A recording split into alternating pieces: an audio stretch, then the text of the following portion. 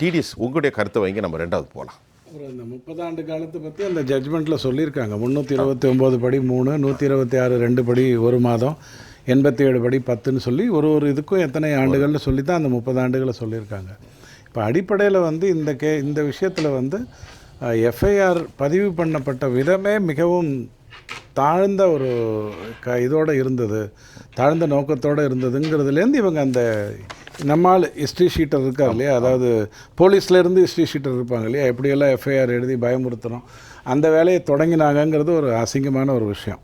இப்போ கேள்வி என்ன அப்படின்னு சொன்னால், இந்த ஒரு சாரை பற்றி நிறைய பேர் வந்து இந்த வழக்கில் தெரியல அப்படின்னு சொல்கிறீங்க. அதுக்கு மெய்ய காரணம் வந்து அந்த எஃப்ஐஆரில் அந்த பொண்ணை வந்து தெளிவாக சொல்லியிருக்கு, இந்த மாதிரி ஒரு சாரோட பேசினாருன்னு சொல்லியிருக்கு, அந்த திசைக்குள்ளேயே போகலைங்கிறத சொல்கிறீங்க.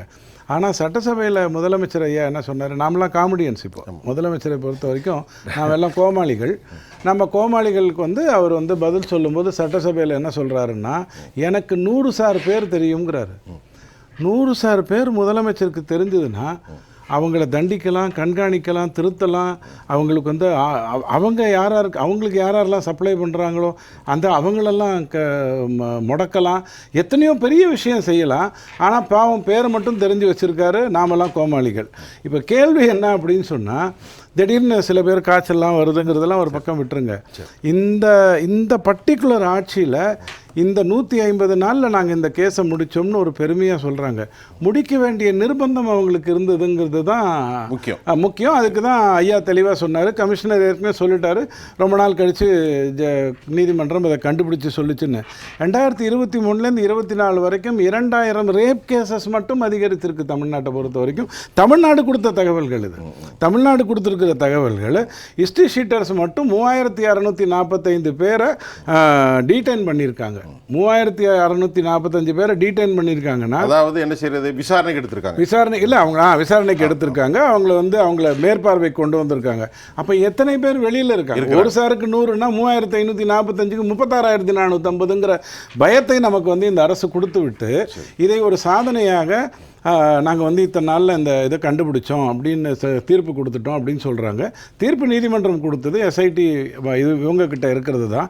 ஆனால் எந்த குற்றச்சாட்டை முந்தைய அரசு மேலே போடுறாங்களோ பொள்ளாச்சியில், அதில் நடந்தது வந்து சிபிஐங்கிறத மறந்துடுறாங்க. அங்கே வாதிட்டது சிபிஐ, அதன் மூலமாக தான் நல்லது நடந்ததுங்கிறத மறந்துடுறாங்க. இப்போ கேள்வி என்ன அப்படின்னு சொன்னால், இப்போ இருக்கக்கூடிய இந்த சூழ்நிலையில், அதாவது இப்போது தென்காசிலையும் திருவள்ளூர்லேயும் 2 போஸ்கோ கோர்ட்ஸை கொண்டு வர போகிறோம். ஏற்கனவே ஒரு 192 19 கோர்ட் இருக்குது. இதெல்லாம் பயங்கரமாக செயல்படுத்தும் அப்படின்னா, இந்தியாவில் மட்டும் கடந்த 5 வருடத்தில் 1,91,000 போஸ்கோ கேசஸ் வந்து பிடிக்கப்பட்டிருக்கு. தமிழ்நாட்டில் 8,890. 1,91,000 எங்கே? அதை 30ஆலேயோ 36ஆலேயோ வகுத்தீங்கன்னா 8,890 என்னங்கிறது நீங்கள் பார்த்தீங்கனாலே உங்களுக்கு தெரிஞ்சிடும். இப்படி ஒரு மாதிரியான ஒரு ஆட்சியை நடத்தி கொண்டு விட்டு இதில் அவங்க பெருமை தேடிக்கொள்வது தான் ரொம்ப வருத்தமாக இருக்குது.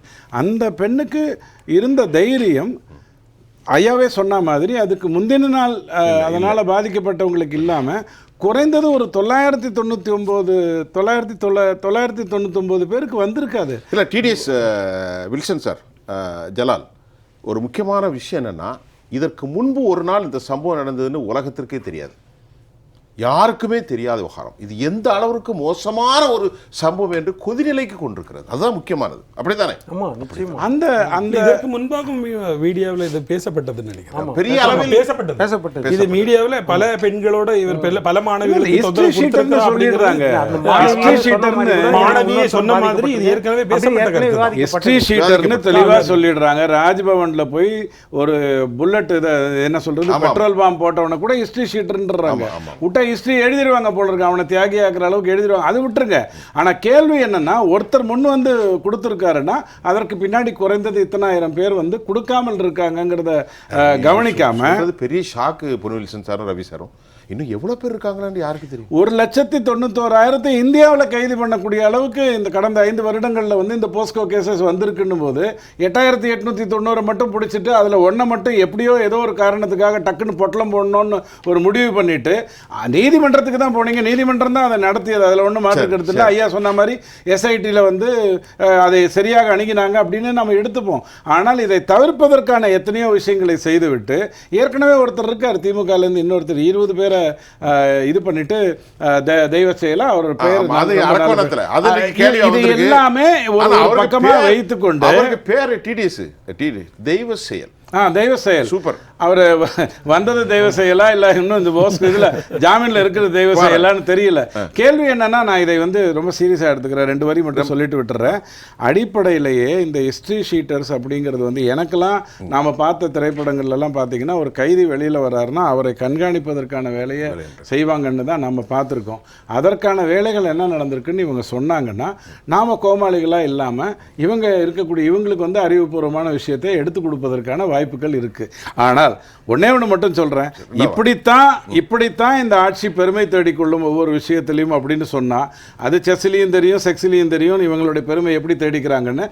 இப்படித்தான் இருக்கும்னு சொன்னா இன்னும் 2026 வரைக்கும் நம்ம சமாளிச்சு தான் ஆகணும், வேற வழி இல்லை. நம்ம தொடர்ந்து வந்து அந்த பெண்ணுக்கு இது வந்து பாதிப்பு தரும் அப்படிங்கிற மாதிரி நம்ம தொடர்ந்து சொன்னோம். பாதிப்பு கண்டிப்பா இல்லாமல் இருக்காது. ஆனால் அந்த பெண் வந்து அதை கடந்து தான் 2 மணி நேரத்தில் இதை வந்து நான் இப்படி கொண்டு போக போகிறேன்னு ஒரு வக்கீலை தொடர்பு கொண்டு பேசியிருக்கிற அந்த பெண்ணோடைய நெஞ்சுரத்துக்கு கண்டிப்பாக அது வந்து எந்த ஒரு ப்ராப்ளத்தையும் கொடுக்காது.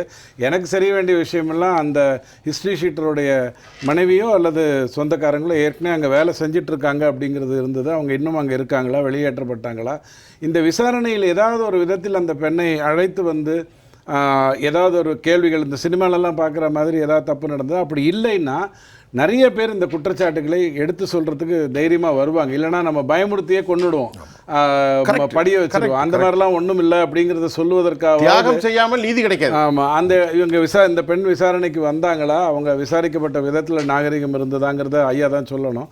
இப்போ அந்த பெண் அதே கல்லூரியில் தொடர்ந்து படித்து கொண்டிருக்குன்னு சொன்னால் அது தெய்வ செயல், அது வந்து ஆண்டவன் வந்து ஏதாவது சக்தி தான் அந்த இடத்துல நான் பார்க்குறேன். அப்படி இல்லாமல் இல்லை, நான் நீங்கள் இப்பெல்லாம் கோவிந்தான்னு சொன்னாலே தப்பாயிடுது. ஏன்னா நாங்கள்லாம் கோவிந்தாவை இப்படி கும்பிட்டுட்டு சொல்லுவோம், அது சாந்தம் பீச்சில் வேற மாதிரி வரும். கேள்வி என்னன்னா, அந்த அது திரும்ப படித்து கொண்டிருக்கிறது அப்படின்னு சொன்னால் அது கொடுக்கக்கூடிய நெஞ்சுரம் வந்து ரொம்ப அதிகமாக இருக்கும். இந்த விஷயத்தில் வந்து என்னுடைய பிரச்சனை என்ன அப்படின்னு சொன்னால், ஒரு உதாரணத்துக்காக சொல்கிறேன், ரொம்ப சின்ன விஷயந்தான் ஆனால் ரொம்ப முக்கியமான உதாரணம். 10 செகண்டுக்கு மேலே ஐயா காவல்துறையின் அமைச்சர் யார், கருணாநிதி ஐயா முதலமைச்சர். அழகிரி ஐயா வந்து ஸ்டாலினை கொன்னுடுவேன்னு சொல்கிறாரு அப்படின்னு இவர் சொல்கிறார். யார், கருணாநிதி ஐயா சொல்கிறார். அப்போ அவர் உடனே என்ன பண்ணியிருக்கணும், நேர்மையான முதலமைச்சர், நேர்மையான காவல்துறை அமைச்சர், உடனே அழகிரியை கைது செய்யுங்க, காரணம் வந்து அவர் கொன்னுடுவேன்னு சொல்கிறார். இப்படி சொல்லியிருந்தா இந்த திமுகவுடைய ரூட்டே வேறு மாதிரி இருந்திருக்கும். அப்படி இல்லாமல் இந்த ஆட்சியில் சம்பாதிக்காட்டியும் அடுத்த ஆட்சியில் சம்பாதிப்பாங்கன்னா இந்த 100 சார்கள் என்ன பண்ணுவாங்கங்கிற பயத்தை அடுத்த ஆட்சியில் நமக்கு ஏற்படுத்துங்கிறது தான் என்னுடைய மிகப்பெரிய பிரச்சனை. சிறப்பு எழுதி வச்சுக்கோங்க, 2026 மே மாதம் வரைக்கும் இந்த ஆள் எதுலேயுமே மூவ் பண்ண மாட்டா, சிறையில் அமைதியாக இருப்பான். தேர்தல் முடிந்த மறுநிமிடம் அவனுடைய வேலை என்னவாக இருக்கும்னா, எனக்கு வந்து இந்த மாதிரி தண்டனை கொடுத்தது தப்புன்னு ஒரு முறையும் அவனுடைய கேஸு வெவ்வேறு இடங்களில் போகும். ஒரு முறையும் இது நடந்தது தெரிந்தது, இங்கே நடந்தது தெரிந்தது, இந்த அநியாயம் தெரிந்ததுன்னு பத்திரிகை தொடர்ந்து எழுதி கொண்டிருக்கோம். இந்த அவல நிலை போகணும்னு சொன்னால் அவன் திரும்பி விண்ணப்பிக்க கூடாது எந்த விதத்திலும் அப்படிங்கிற அந்த தீர்ப்பு 30 வருடத்துக்கு பிறகுதான் அவன் கருணை மனுவே போடணும்னு சொல்லியிருக்கிறது ஸ்ட்ராங்காக இருந்ததுனா தான் நீதிமன்றத்துக்கு மேலே நம்பிக்கையே வரும்.